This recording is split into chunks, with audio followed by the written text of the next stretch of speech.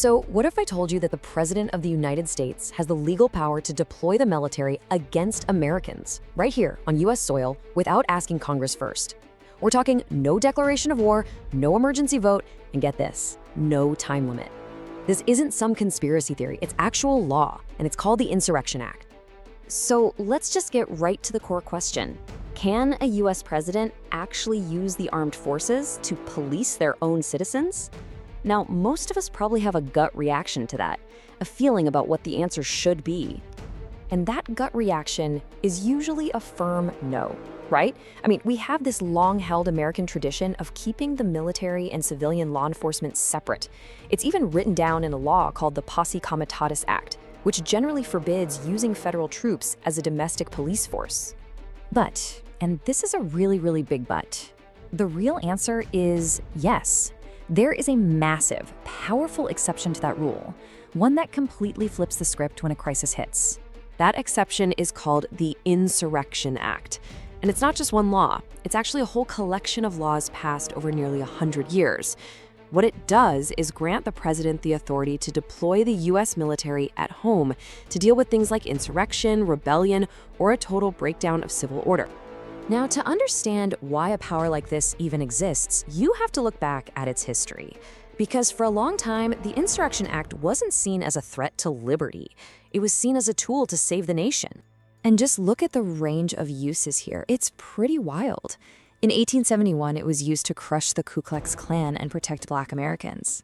Fast forward to the 1950s and 60s, and you have Presidents Eisenhower and Kennedy using it to force Southern states to desegregate their schools. They literally sent the US Army to protect Black students from violent mobs. And then, as recently as 1992, it was used to try and restore order during the LA riots. This brings us to a really heavy legal idea, what some scholars call a constitutional dictatorship. The argument, which Abraham Lincoln famously used during the Civil War, is that in a moment of absolute crisis, you might have to bend the rules. You might even have to suspend parts of the Constitution to save the entire system from completely falling apart. The Insurrection Act is basically the legal switch for that exact idea. But here's the pivot. A tool that powerful cuts both ways. The very same law that was used to protect civil rights could just as easily be used to crush them. This power has a much darker and, frankly, more dangerous side. Let's go back to the LA riots in 1992. The scale of the chaos was just staggering. We're talking over $800 million in property damage. The city was out of control. Local and state police were totally overwhelmed. Now, on paper, this seems like exactly what the act was designed for, right? A complete breakdown of order. But what happened when the military actually showed up revealed some really deep systemic problems.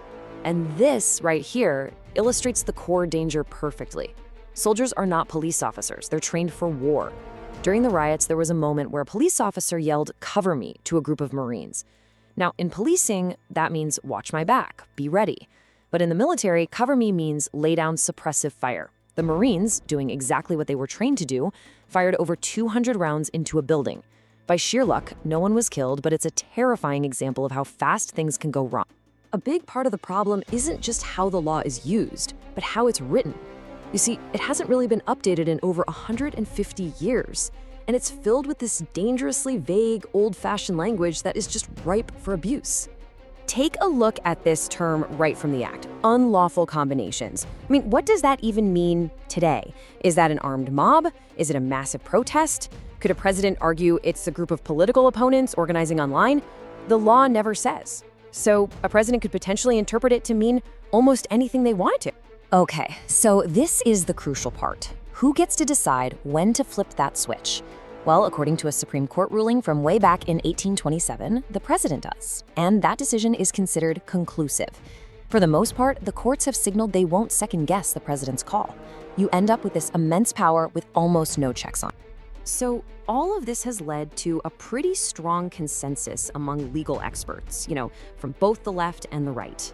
The goal isn't really to abolish the act. Most agree it's probably necessary for a true worst-case scenario, but to reform it, to finally build some modern guardrails for our democracy.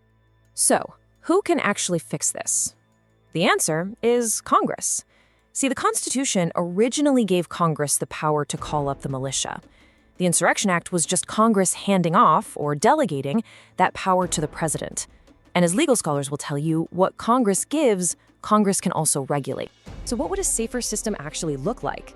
Well, the proposed reforms are pretty common sense. First, you clarify the triggers. Get rid of that vague language so the act can only be used in a real catastrophe.